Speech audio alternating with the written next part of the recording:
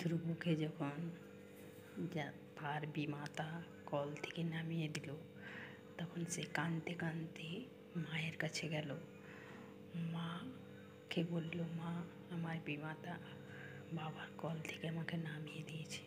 তখন তার মা নিতে সেই কঠোর শব্দে বলল, যা, তুই ভগবানকে প্রাপ্ত কর, যেটাতে তোর জীবন সফল হবে।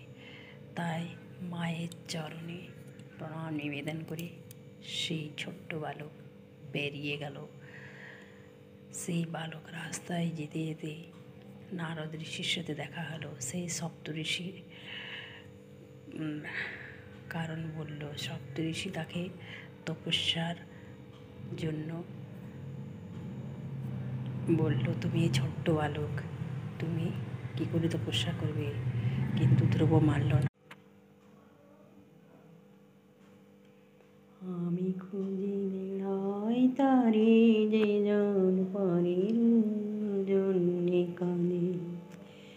আমি খুঁজি বেড়াই তারে, যে জন পরের জন্যে কাঁদে।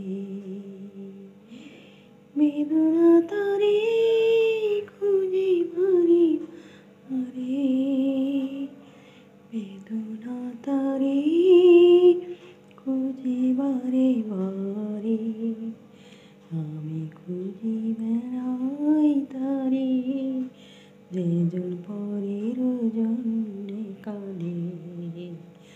আমি খুঁজি বেড়াই তারে, যে জন পরের জন্যে কাঁদে। নিজের জন্য তো সবাই বাঁচে, পশু পাখি সবাই, কিন্তু পরের জন্যে যে বাঁচে সেই তো মহান, সেই তো মহান।